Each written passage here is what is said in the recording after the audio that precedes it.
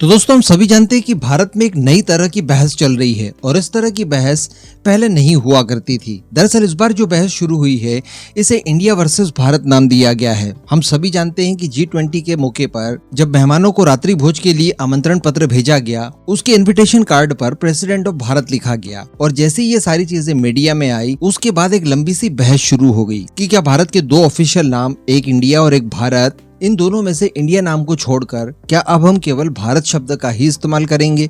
हालांकि इसके ऊपर कोई भी ऑफिशियल कंफर्मेशन नहीं आया। अगर हमारे कॉन्स्टिट्यूशन की बात माने तो इंडिया और भारत दोनों ही आप ऑफिशियली इस्तेमाल कर सकते हैं। हमारे कॉन्स्टिट्यूशन में ही लिखा है इंडिया दैट इज भारत।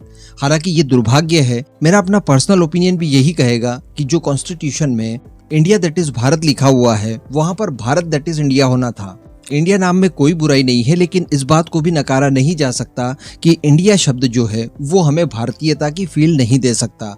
हम एक्चुअली जो है वो केवल भारत ही प्रदर्शित कर सकता है। तो इस तरह का विवाद भारत में चल ही रहा था। कई लोग सपोर्ट कर रहे हैं तो कुछ लोग इसका विरोध भी कर रहे हैं। लेकिन इसी बीच इसी विवाद को लेकर दो देश बीच में कूद पड़े हैं। एक तो हमारा परम मित्र इजराइल है तो दूसरा हमारा सबसे बड़ा दुश्मन यानी चाइना है।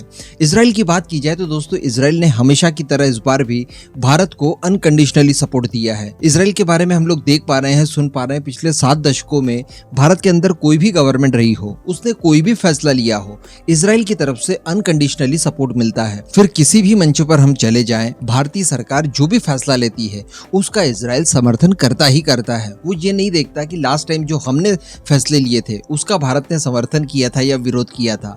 और यही चीज इजराइल की हमें बार बार बाध्य कर देती है कि हम भी उसके लिए हर वो प्रयास करें जो एक्चुअली किया जा सकता है। अब ऐसे ही कुछ देखने के लिए मिला। जो कंट्रोवर्सी भारत में हो रही है भारत इंडिया को लेकर, ये सारी चीजें वर्ल्ड वाइड एक्चुअली प्रसारित की जा रही है। और अच्छी बात देखने के लिए यहाँ पर ये मिली कि इसी कंट्रोवर्सी का फायदा ये मिला कि जिन विदेशियों को ये नहीं पता था कि इंडिया का नाम एक्चुअली भारत है, उन्हें भी अब पता चल गया है। यानी हम लोग जिस चीज को लेकर थोड़ा सा आशंकित थे कि अगर इंडिया शब्द को पूरी तरह से हटा दिया तो हमारी ब्रांडिंग का क्या होगा, जो हम लोगों ने इतने सालों तक मेहनत करके उसे अर्जित किया है। क्योंकि रिसेंटली हम लोगों को इस तरह की भी खबरें मिली कि अगर भारत इंडिया नाम छोड़ता है तो पाकिस्तान इसे अडॉप्ट करने के लिए तैयार है। ऑब्वियसली इसके पीछे के बेनिफिट वो चाहता है। आज भी पाकिस्तानी जो विदेशों में अपने बिजनेस वगैरह चलाते हैं तो कई सारे पाकिस्तानियों को देखा गया है कि वो अपने नाम और बिजनेस वगैरह इंडियन नामों से इंडोर्स करते हैं ताकि उन्हें बेनिफिट मिले, उन्हें वो ट्रस्ट मिले जो कि इंडियंस के ऊपर विदेशियों को है।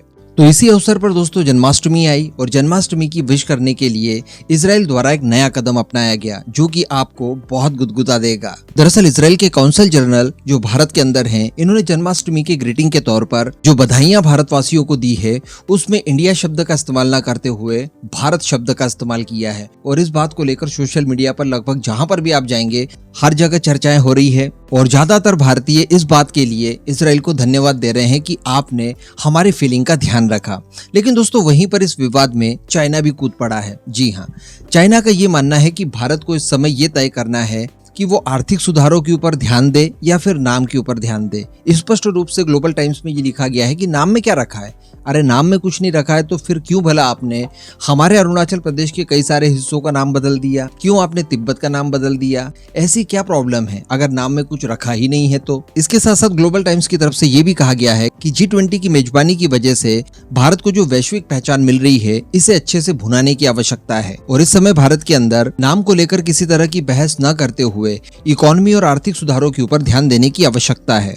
आगे ग्लोबल टाइम्स की तरफ से कहा गया है कि ये जो G20 समिट होने जा रहा है भारत के अंदर, ये भारत को एक अलग तरह की इंटरनेशनल पहचान दिलाएगा। ऐसी परिस्थिति में भारत को महत्वपूर्ण मुद्दों के ऊपर ध्यान केंद्रित करना चाहिए, न कि नाम के ऊपर, और आर्थिक सुधारों के ऊपर ज्यादा जोर देना चाहिए। आगे ग्लोबल टाइम्स ने यह भी लिखा है कि 1991 के बाद आर्थिक सुधारों के लिहाज से मोदी गवर्नमेंट भारत की सबसे महत्वाकांक्षी सरकारों में से एक है। लेकिन दुर्भाग्य वाली बात है कि भारत ने अपना सारा का सारा ध्यान व्यापार की जगह संरक्षणवाद की तरफ लगाया है और देश के नाम को लेकर ये लोग आपस में बहस कर रहे हैं। आगे ये लोग कहते हैं कि चाइनीज कंपनियों को भारत के अंदर जिस सख्त रवैये का सामना करना पड़ रहा है ये भी भारत की खराब नीतियों में गिना जाएगा। भारत को इस समय अपने बाजारों को विदेशी कंपनियों के लिए खोलने की आवश्यकता है। तो अल्टीमेटली चाइना ने जो कुछ भी कहा वो शब्दों को सुनकर तो थोड़ा सा अच्छा लग सकता है कि हाँ शायद ये सही कह रहे हैं, लेकिन जब ये लोग मुख्य पॉइंट पर आए तो वो पॉइंट यही थे कि आप चाइनीज कंपनीज को भारत के अंदर इन्वेस्टमेंट करने दीजिए और जो आप लोगों ने उनके इन्वेस्टमेंट के ऊपर, उनके व्यापार के ऊपर प्रतिबंध लगा कर रखे हैं, इन्हें आप हटा लीजिए, ये आपके ही हित में है। तो ऐसी चीजें जब हम लोग जानते हैं तब हम लोग समझ जाते हैं कि चाइना का मकसद एक्चुअली क्या है। और रही बात संरक्षणवाद की, तो संरक्षणवाद का सबसे बड़ा एग्जाम्पल तो खुद चाइना है। चाइना ये जो विस्तारवाद की नीति अपनाए हुए है, ये टेरिटरी मेरी है, वो मेरी है, इस तरह की चीजें संरक्षणवाद का ही तो एक प्रतीक है। चाइना खुद कहता है कि सन 1800 में जो हमारे राजाओं की टेरिटरी एक्चुअली हुआ करती थी, हम लोग उस एम्पायर को दोबारा से खड़ा करना चाहते हैं। यही तो संरक्षणवाद है। आपके देश में किसी दूसरे देश का आर्किटेक्चर आप सहन नहीं कर सकते, किसी दूसरे की भाषा सहन नहीं कर सकते, किसी दूसरे का न्यूज नेटवर्क सहन नहीं कर सकते। तो ये सारी बातें इस बात को साबित करती है कि संरक्षणवाद का एक्चुअली कोई केंद्र है तो वो चाइना है, न कि भारत है। भारत ने तो दुनिया भर की कई सारी संस्कृतियों और कल्चर को अपने अंदर समाहित करके रखा है और भारत की विविधता पूरी दुनिया में विख्यात है। लेकिन यहाँ पर बात केवल उपनिवेशकवाद को छोड़ने के लिए चल रही है। और रही बात आर्थिक सुधारों की, तो वो तो हमारी इकोनॉमी के आंकड़े और हमारी ग्रोथ रेट के आंकड़े आपको स्पष्ट रूप से बता रहे हैं। आज ही खबर निकल कर आई है कि जो हमारा विदेशी मुद्रा भंडार है उसमें $4 बिलियन की बढ़ोतरी हुई है। तो आर्थिक विकास के ऊपर ध्यान दे रहे हैं तभी इस तरह के रिजल्ट्स देखने के लिए मिल रहे हैं।